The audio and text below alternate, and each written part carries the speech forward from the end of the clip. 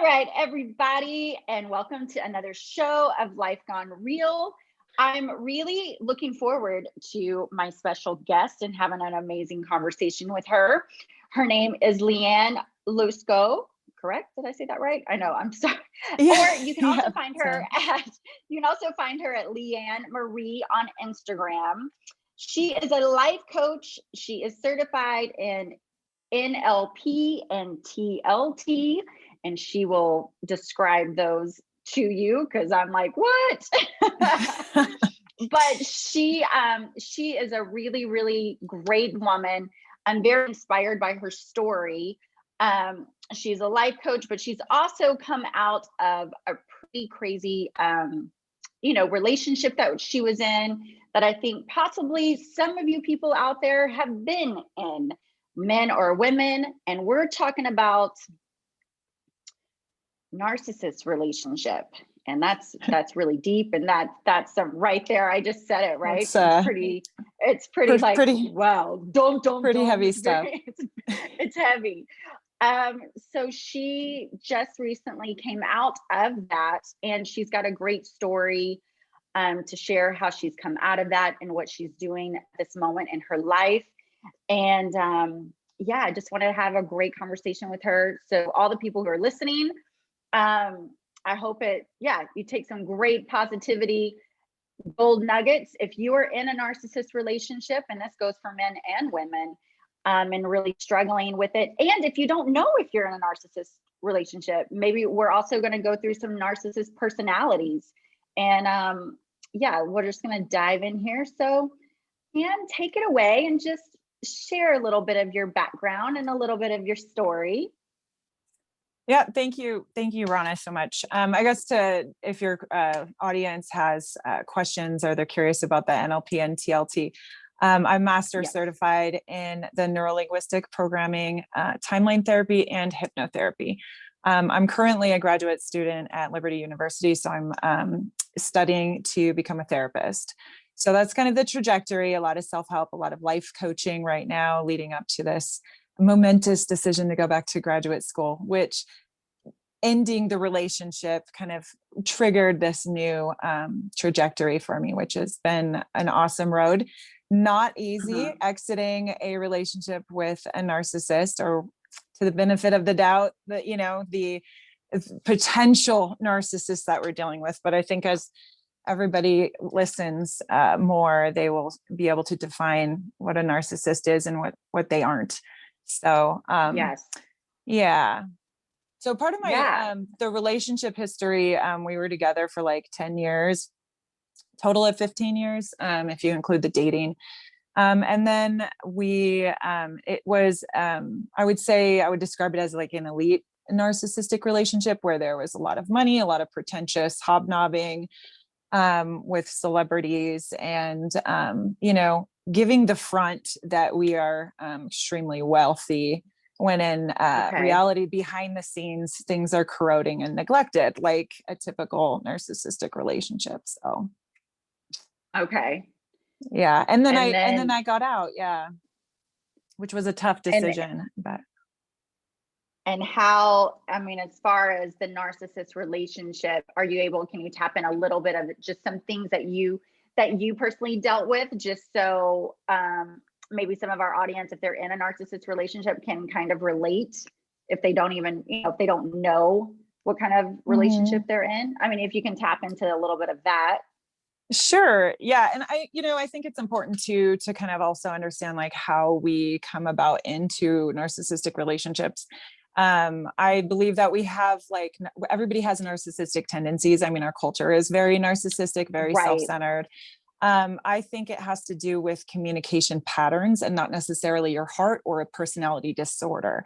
I had communication patterns that kind of attracted the narcissist in the first place. And plus, they are very attracted to empaths and or empathic people. And so it's just kind of a good match. But yeah, according to the DSM-5 or any kind of Google search, you'll see that narcissists have a very high sense of themselves. They're very grandiose in their plans. They tend to think that they're God's gift to the planet. They have a great sense of entitlement. They want to be treated like kings. They breadcrumb, they gaslight. Breadcrumbing is like, basically they'll give you just like a taste of their love, like the love bombing in the beginning to catch you and to trap you or hook you. And then that goes away because they actually want to be worshiped and they deserve to be worshiped. They're entitled to your worship. And so they'll, when they notice that you're going away or kind of withdrawing from the relationship, they'll breadcrumb, give you just a little bit more and a little bit more in order to kind of get that worship back. So that's breadcrumbing. Gaslighting is, I love the way that the Domestic Violence Resource Center that I was took therapy in for a while, and they described gaslighting as someone, and this is like actual physical violence, but it can be emotional violence as well. It's like saying something and then denying that you've said it.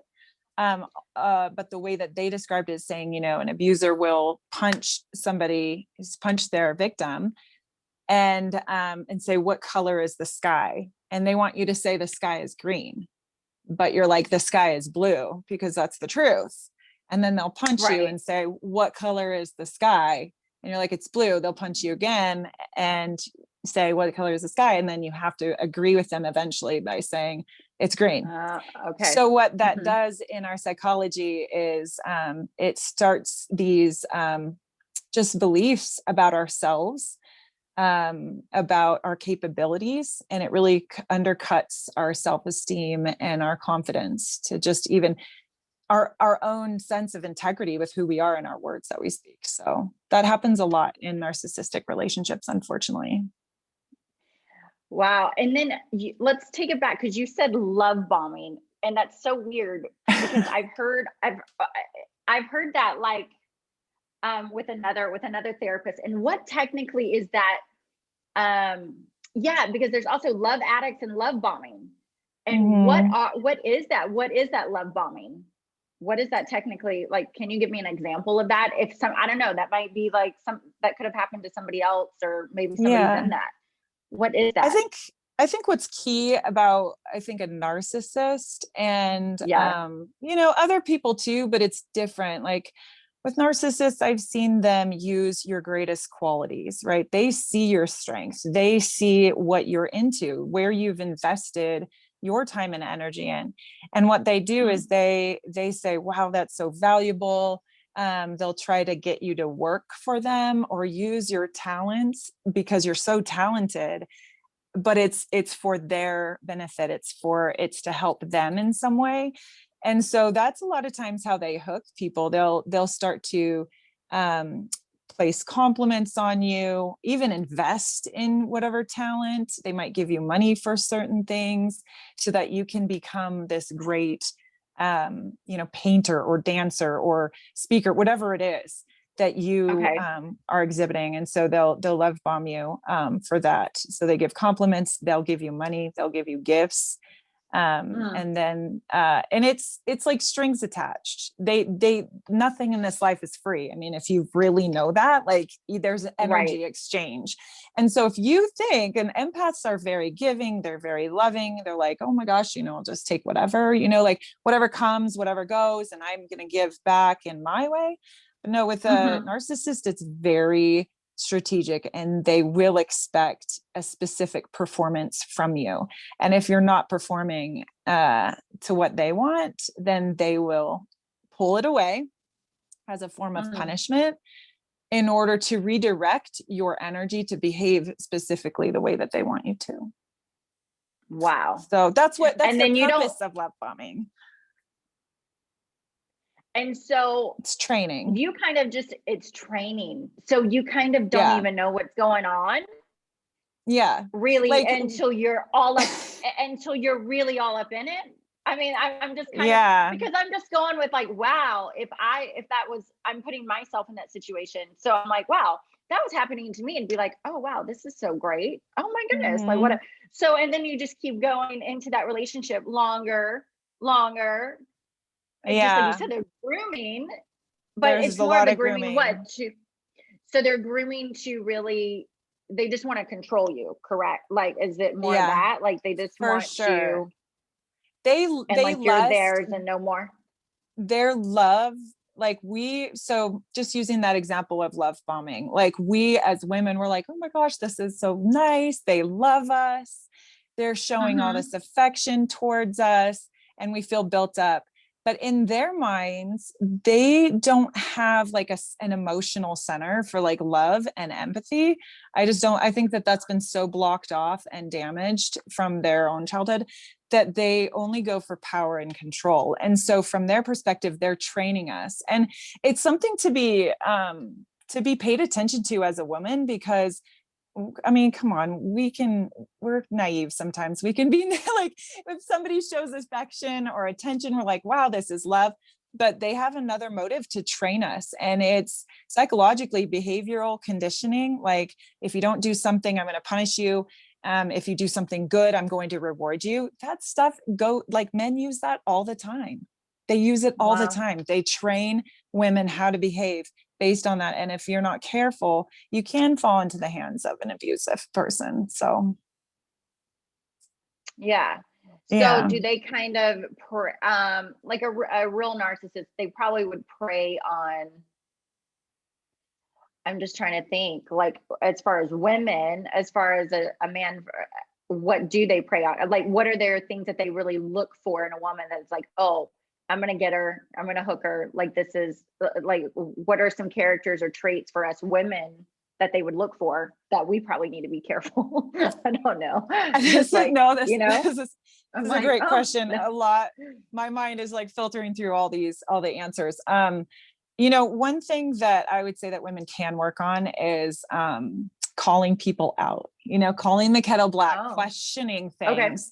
Like because I feel like before this relationship, I mean, it's not that they look for naive, but I want to say there's a quality of naivete in women, and it's they go for really strong women, really resilient women, women who are kind of that creative, free spirit, because with that fluidity of a personality, they can easily manipulate that. And so, Mm-hmm. I'm kind of wanting to answer that as a means of like, if you want to protect yourself or guard yourself against being manipulated or being drawn into a relationship like this, you have to really set your roots. You have to like know who you are. You have to be living your life in a really Mm-hmm. strong way, so that if someone tried to kind of knock you off the horse, you're like, I'm not getting off my horse. This is my path. This is where I'm going. And Got it. so they look for so it kind of answers it in the opposite light. So, if you're not that, you can be easily persuaded to kind of go along someone else's vision. You have to have a very strong Mm-hmm. vision, of who you are and where you're going. If you don't, and that also another D, I'm kind of like building No. upon these concepts. But Yeah. the empaths, they're not all about their ego, right? So I would say even to some extent, there's so much in the spirit, so much in the energy of feeling things, and it's a lovely world to be. And so when we come into contact with really strong egotistical people, I mean, ego isn't bad, good, or, it's bad if it's hurtful to people, but ego is the executive function to get stuff done in the world. And Yeah. so when we have a healthy balance between being empathic and egotistical, like we need our ego to develop personality, to develop a career path, to pursue Right. things that we want. And so when that's underdeveloped, the narcissist can easily come in and use your underdeveloped ego to be built for his purposes. And then Oh, yet we're still okay. empathic, and we're like, we still feel things. And if that's our dominant side of how we function in the world, it's dangerous. So you need to build up a little bit of an ego for yourself too. I think it's healthy. Wow. Yeah. So No, it's really, really, that's really good because see, I thought it just in my thinking, I figured a narcissist would look more for quiet, like quiet, kind of shy, like more, I don't know, easy, like that personality wise in passive. a woman passive. That's real easy. So that's what I would think naturally think a narcissist would prey on or would attract, you Mm, know? So it's funny because you said you said the complete opposite. yeah, I mean, I'm sure that's part of it. I'm sure that some of them do, but I've read some articles where they go for strong and resilient. But it's about the underdeveloped Hmm. ego, the Wow. lacking in self-awareness, the lacking of self-awareness of like who you are, how you're showing up in the world. They won't go Wow. after a woman who is really strong, who is able to kind of see through their bullshit right away. Got it. And like questioning things like, okay, buddy, but if they know that they are so strategic, they are 30 steps ahead, they will be able to reflect, be a mirror, be a fake mirror to who you are, and just be matching your qualities to make it look like, oh, we're a great match, look at us, we have so many things in common.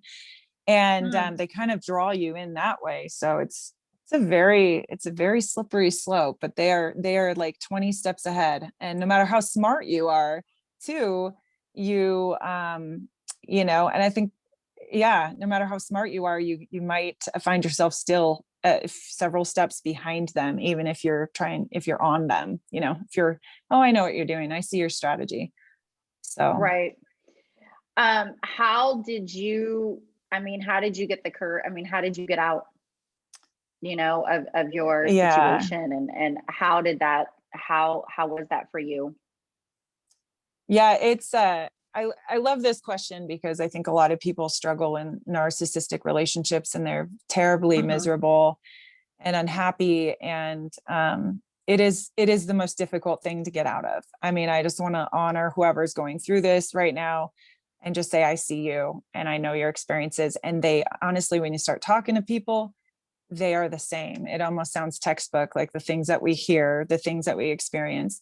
It can be terrifying because it's, to a degree, psychologically, we have a learned helplessness. It's like when we have attempted to get out, um, they have either verbally abused us, attacked us in some way, maybe physically abused us, taken away privileges in order to basically tell you it's not okay that you leave. And when you try, we're going to make sure that you're punished. Again, that behavioral conditioning that happens so that you stay longer.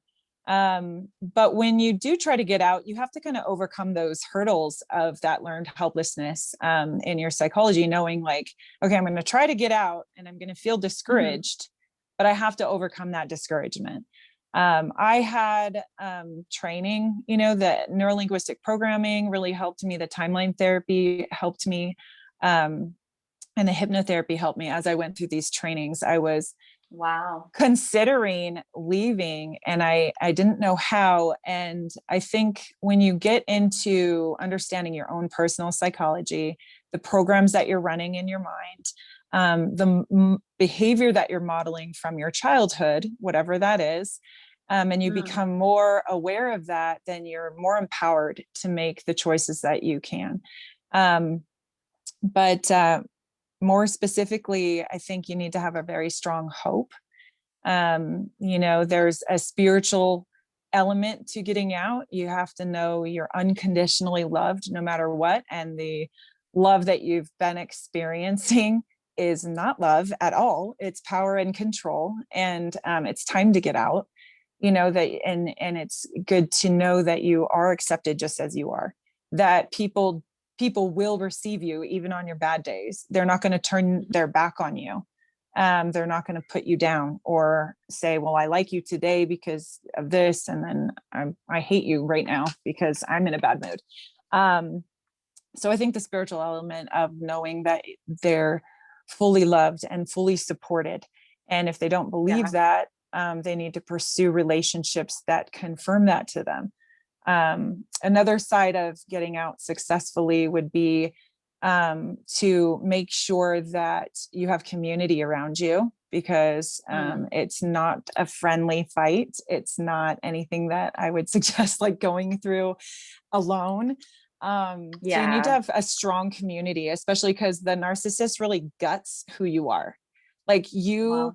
they gut everything about your personality if you're in it for a long time anyway. And so having a strong community that reflects your values and your enjoy, like what you like to do, or at least what you used to like to do, because it's hard to find yourself again, like after so much has been Hmm. gutted. But surround Wow. yourself by loving and supportive people. Make sure you have therapy lined up. Um, so that you can get the support you need for like emotional, verbal, physical abuse, spiritual, religious, financial Right. abuse. I mean, they hit all of those boxes. So you really want Wow. to set yourself up for that. Yeah, it's a serious deal. Taking off, So I hope I answered the What, question. I know I kind of tried to hit yeah, all of it. Yeah. all of it. I know it's a lot too, but like um, what are some examples if someone at this moment is in a relationship and they really don't know if they're with a narcissist or not? Like, can you give like an example of, I don't know, like this is kind of what a narcissist relationship is kind of like. Um, just yeah, just for if anybody's out there, if there's anyone out there that really don't, they really don't know, they've thought about it, but then they kind of go like, no, it's fine. No, they're not, kind of struggling to like Mhm. figure out if it is or not. So what are some, I don't know if you can just like give an example of what it's like to be in a narcissist relationship if someone's in there trying to figure that out themselves. Yeah. Yeah. I think, again, I'm going to try to hit all the levels. There is a gut Yeah. feeling that you have a gut feeling that this person Okay. is sick and twisted. Like, let's get straight with that. Like, you're kind of like, this shouldn't be happening right now. Like, I don't feel right about this. Listen to your gut, listen to your intuition. One example of like, it's kind of hard to say because I would say I was with a covert narcissist. He's very slick, very tricky. So And anytime my gut feeling would come up and I ask him about things, all of a sudden everything would be dismissed. What I wanted to do, like if I had plans like, hey, let's go to visit my family for Christmas. Hey, yeah, mhm. let's talk about that later. We'll come back. Never was it talked about again. So there's a way of just dismissing every kind of point of contact, right? Like you want to have contact with your significant other. And he would just always dismiss it. And like we'd never, come back to it. And again, that was that learned helplessness. Anytime I tried to reach out, it would be dismissed or redirected to what he wanted to do. They use your energy to serve and support their interests. And so I would say, assess your relationship, assess the conversations that you've had, and truly look at yourself, because you eventually you Mm, don't even see yourself and what you want. You see the narcissist and what he wants. I mean, if you're in deep, if the audience is in deep, in their relationship, they don't see themselves anymore. So take some time okay. to look at yourself and see, how many times did I put out a desire to do something with this significant other? How many times did they Hmm. dismiss it? And get real, because sometimes they do support it, but then try to Mm, track that down. Sometimes they'll be like, oh yeah, I gave you money for whatever, shopping or whatever, for that program that you wanted. But you have to really discern if that was for their interest, if they looped that back to themselves somehow, or if it was truly to support you and your growth as an individual, or your hmm. connection or your relationship. Um, and more, I mean, it's they might withhold sex again, from you. They might accuse you of cheating. They do all sorts of stuff. The breadcrumbing, but they do this stuff to control your behavior, to tell you kind Wow. of where to shift. And they do it for little things. Most of the time they'll start fights with, like, if you're in a good mood, if you're just happy, like on your own, they Hmm. don't like that you have autonomy, that you're powerful or feeling good on your own. They criticize that, they'll judge it, they'll say, oh my god, like in their head, like, why is she feeling good? Because ultimately they don't feel good, they don't feel powerful, they feel weak, they feel insecure. So when they see someone else being insecure or being secure, being confident. They don't like that. So the way that they feel better about themselves is they'll put you down and then raise you to the emotional level that they can handle. And they do that through putting you down, making snide comments. They could make like, oh, I saw you flirting with that guy last night when we were at dinner, or you were looking at the waiter, or it's just these little tiny covert remarks that make you feel like crap. And then once they know that they've lowered your energy level, then they'll love bomb, or they'll give you a compliment at the very thing that they want you to express. So say, they don't want you to look good, and they'll say, wow, I saw that waiter checking you out at dinner or whatever. Like that outfit that you wore was really something. It got attention. You must have liked that, and then you're like, well, feeling bad about it. But then they'll say, hey, you did really good at playing tennis the other day, or something like that, where you feel bad about your presentation of who you are, but then they'll compliment you in the behavior that they want to see. So that's like the behavioral conditioning. So I hope that helps. I mean, it's very covert and it's very tricky. Or they'll put down your hobbies and then praise you in the times that you have come alongside where their hobbies are. So that they'll condition you to serve them, to be with them. So it sounds like, I mean, as you're explaining everything, I'm like, it sounds one emotionally like constant up, down, and then mentally just kind of like, yeah.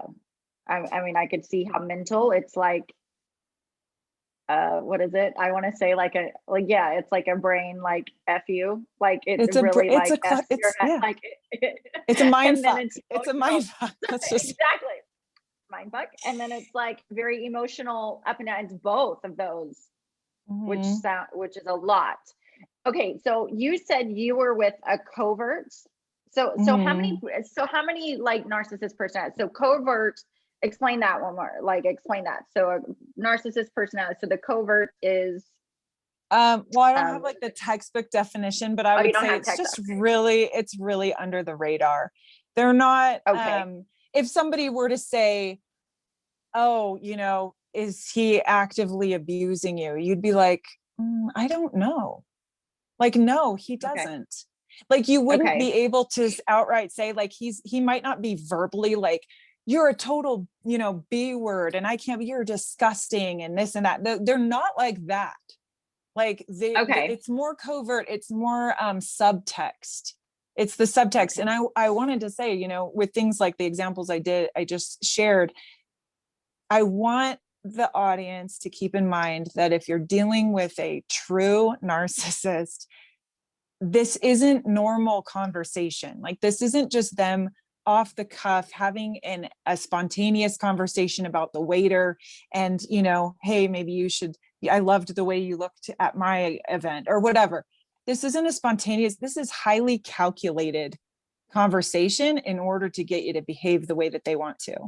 If it was like a normal person, then it would be a lot different and there would be a lot more free discussion.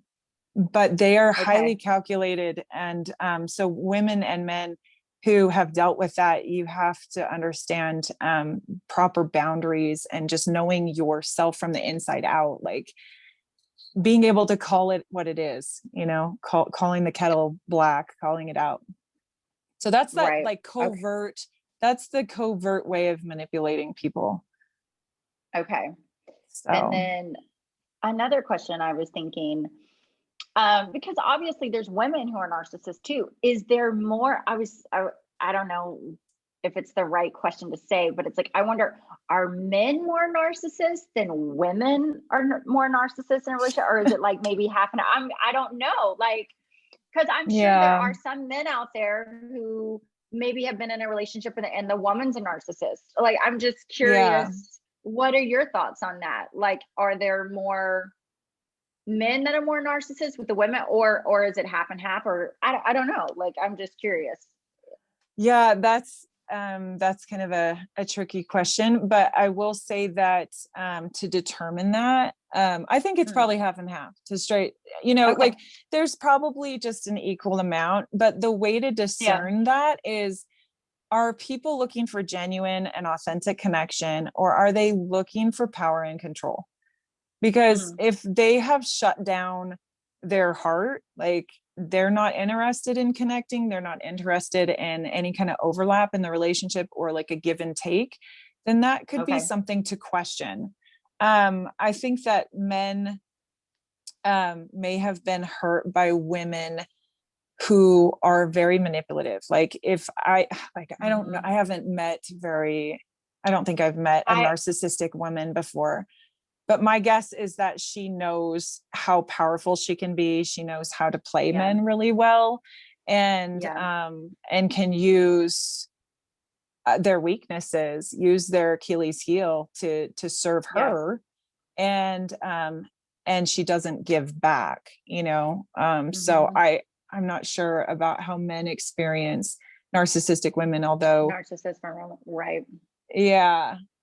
So but just to be just on the lookout, I mean, look for that empathy, that good healthy give and take, mutual understanding, open conversations. I mean, your conversation should be intimate, about where you're going, where you're going in a relationship, what your expectations are, what if you want to build together or not, and it should be mutual, and there should be maturity to say, like, hey, if you're not on the same page, then it's okay to split. It's okay to be friends. Like if you don't have the same goals, like there should be maturity to just call it, in a narcissistic relationship, there's never maturity to be like, oh yeah, like, I guess you're right.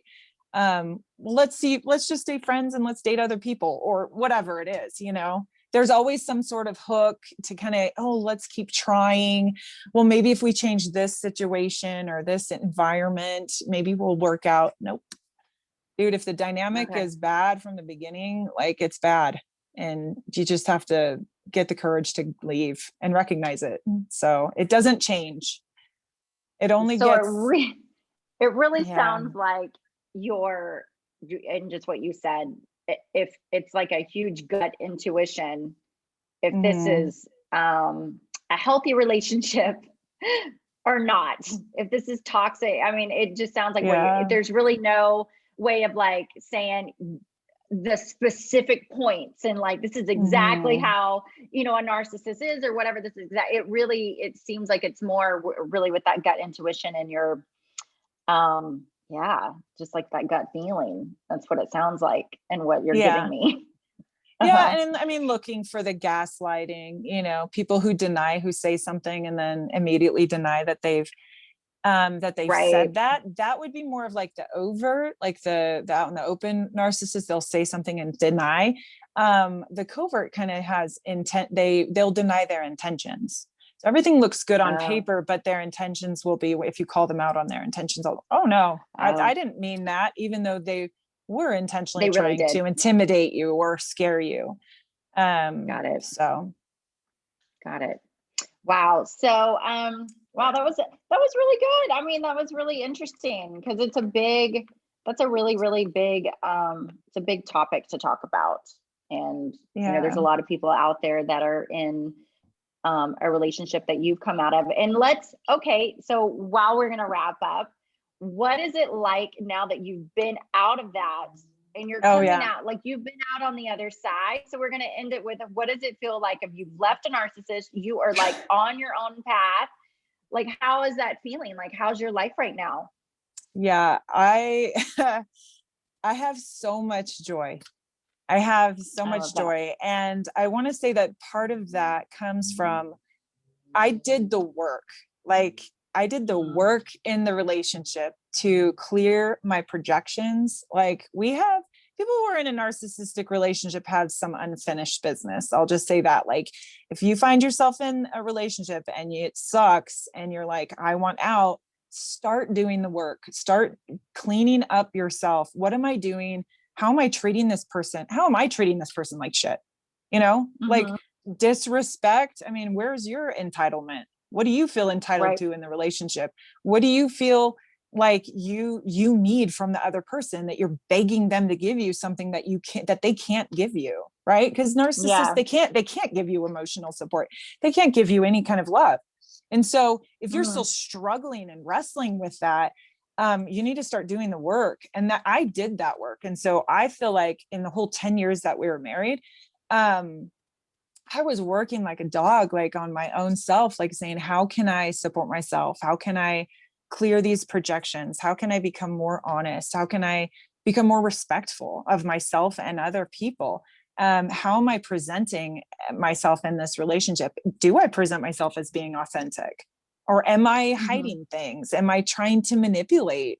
Like I think a lot of people, and I don't want to go to say that like women are like this, but we can come across as kind of like whiny, like, oh, I need you to do this. And like, oh, Mm-hmm. and if you don't, then my life is over. Kind of, we get a little Right. nihilistic in like a whiny, emotional way. And Right. guys really view that as manipulative and like terrible. And, at least as narcissists, I mean, I know nothing I did worked. But so you have to kind of grow up like in the relationship. And if you use these opportunities to say, wow, how am I being a jerk? How am I not providing what I need emotionally, mentally, financially for myself? If you use that, then you can really benefit from the relationship with a narcissist. You can actually change it to help you the most. And so since I Okay. did all the work, I feel like I am like one of the happiest people I know. After I Wow. left, I am like settled with myself. Like all that unfinished business is like, I don't care. And especially because you go through hell leaving. That's like that's the final test, really, is like, how much did you really learn? And so you just acclimate to going through it. And once you beat your devils, beat the Yeah. demons, you I'm really happy, I guess. I would say I went through, I know a lot of people struggle with still wanting to be with the narcissist. They want Mm. that relationship. They're used to the love bombing. They're used to kind of like that toxic cycle. And see, I never bought into that. And so I was always resisting that. I was always trying to create strategies to overcome that. But I know that people wrestle with that. And so what I would say to that is you definitely have to understand that you're dealing with someone who is not out for your best interest. You have to do the no contact, because every time you make Mm-hmm. contact and try to communicate, try to text, they're going to rope you back in. They're going to use what you say to serve them and against your best interest. They're going to constantly be Yeah. in that pattern. And so part of the freedom and the joy that I have is found in no contact. We only text about our kids, and even still it's like very businesslike and contractual, like this is what's happening, that's it. Right. And but yeah, no contact. And again, that hope, the hope that I mentioned earlier about like hope to leave, that there's love on the other side, there's unconditional love for you and acceptance. There's something better for you that's waiting. Yeah. And then understanding that there might be a time where you're single. I am fully enjoying my singleness right now, Yeah. Yeah. because I was used to build up somebody else's life, and so now it's like, oh my gosh, like I have my energy back. I can use it to invest in myself and my kids and Yeah. my school, and that feels good. It's Yeah. it's ultimate freedom to have your Mm-hmm. own life back, to not have the leeches in Yeah. the energy suck, the mind games that go on. When you Oh. really leave, and it's been like a couple years now. So it's like the toxicity, it doesn't leave right away. Okay. It's like now I would say it's like pretty much out and gone. But in the beginning, for sure, like there was a couple dreams where he was being nice to me and I'm like, that's bullshit. Like, but we Right. were so deceived in the relationship that they cared, that there's a part of us that still want that in the beginning stages when Mm-hmm. we leave. um but you just have to keep knowing that there's something else better. That's- Yeah, but I'm Well, a you lot look, happier yeah, well, I can see. I mean, for she, sure. anyone who's watching, yeah, I mean, I can just see you radiate, yeah, your face and everything. So I'm just, yes, I'm very proud of you. I mean, I think what you're doing is amazing, and I love the fact that you're a life coach, and I'm so excited of even the people who will reach out to you that are, even in the same, yeah, going through the same Yeah. exact thing. And I mean, just so many people that you're going to be able to help with your story Yeah. and with your journey. And that's just the beauty of this life, really. It's Right. like we all go through, yes, we all go through a bunch of shit. And it's just amazing of like, Yeah. through all of our pain, what was it I read the other day? What was it? Pain. Oh gosh, I wish I had it, but it was like pain equals, or pain, with pain comes out magic or something. It was That something in sounds regards to, like, good. I'm like, wow, that's really, really good. And we all can suffer. We all go through pain in this life. And but the thing is once you go through just all the stuff that you go through and coming out on the other side, it's really amazing who we become. And it Right. kind of, I mean, I'm sure you probably have shocked. I'm even actually shocked of even like where I've been like from a year. Like, I'm like, wow, I've gone through a lot and I've come out of a long way. But you Yeah. said you've done the work. I've also poured, you pour into Mhm. yourself, and you really like, you got to grow. And that's just something, obviously, it's like you pour into yourself daily, and you have to do that. Mhm. So I think it's great. I'm going to wrap this up, but I thank you so Cool. much, Leanne, for being on the show. I'm sure you will come back one of these days when you've probably, I don't know, you've written a book. I can see that happening. I don't know, like Yeah. something like that. It's Yes. it's on So, the goal board. It's on the goal board. really, Yeah, see, I totally for saw. I sure. was like, she's probably gonna write a book. Yeah, it'd be great. So she will be back on the show. I hope everyone has enjoyed a little bit of our conversation. And yeah, guys, that's a wrap. And we will, you'll hear from me next time, or see me if you're watching YouTube. All right, guys, bye. Okay. That's a wrap, guys. Thank you so much for joining me on Life Gone Real. Don't forget to subscribe to my podcast and YouTube channel. Definitely rate it, leave comments. I'd love to get into your lives a little. Send me some topics you'd like to talk about, or if there's anything you're possibly going through in your life. I'm so glad you're here with me on this journey. Cheers to you, and have a great day.